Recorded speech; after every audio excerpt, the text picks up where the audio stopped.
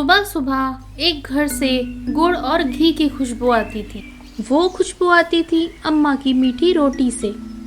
दोस्तों, ये कहानी है एक बूढ़ी अम्मा की जो रोज सुबह चूल्हा जलाती, रोटी में थोड़ा गुड़, थोड़ा घी और बहुत सारा प्यार डालती थी। जो भी कोई उनके घर के पास से गुजरता, अम्मा उन्हें मीठी आवाज दे के पुकारती थी, बबुआ रोटी खा लो, मीठी है, दिल भी मीठा कर देगी। अम्मा की रोटी सिर्फ भूख नहीं मिटाती थी, वो दिल को भर देती थी।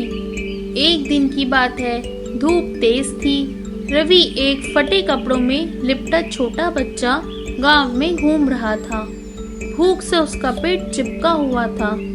वो लोगों से कहता, थोड़ा बचा खाना है तो दे दो, पर सबने मना कर दिया। उसी वक्त अम्मा ने उसे देखा। ए बबुआ, आओ रोटी खा लो। अम्मा, पर वो मेरे पास पैसे नहीं हैं। अरे बेटा, मीठी रोटी का दाम तो मुस्कान है, बस मुस्कुरा दो। अम्मा ने उसे एक गर्म गुड़ घी से भरी रोटी दी। वो इतनी स्वादिष्ट थी कि रवि ने पहली बार पेट भर कर खाया। उस दिन के बाद रवि रोज अम्मा के घर आने लगा। कुछ साल बीत गए। अब अम्मा बूढ़ी हो चली थी, कमर झुक गई थी और आंखें धुंधली हो गई थी, पर फिर भी वो हर सुबह रोटियां बनाती। रवि उनकी पूरी मदद करता, चूल्हा जलाना, आटा गूंदना, गुड़ काटना। बेटा, रोटी में प्यार डालो तभी स्वाद आएगा, गुड़ तो बस बहाना है। रवि हंसता और रोटियां पलटने की कोशिश करता। कभी जल जाती, कभी मोटी बनती, पर अम्मा हर बार कहती, शाबाश बेटा, अब तू सीख गया है। एक दिन अम्मा बीमार पड़ गईं, बुखार में तप रही थी, आवाज कमजोर थी। रवि पास बैठा रो रहा था।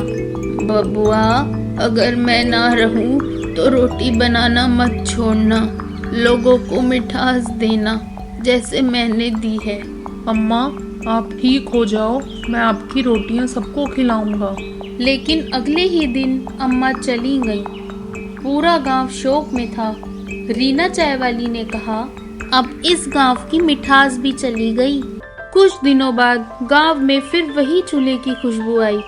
सब हैरान थे, ये महक तो अम्मा की रोटी जैसी है। लोग दौड़े तो देखा रवि चूल्हे के पास बैठा है, छोटे छोटे हाथों से रोटियां बना रहा है। उसने बोर्ड लगाया था, अम्मा की मीठी रोटी प्यार से बनी। रीना की आंखों में आंसू आ गए।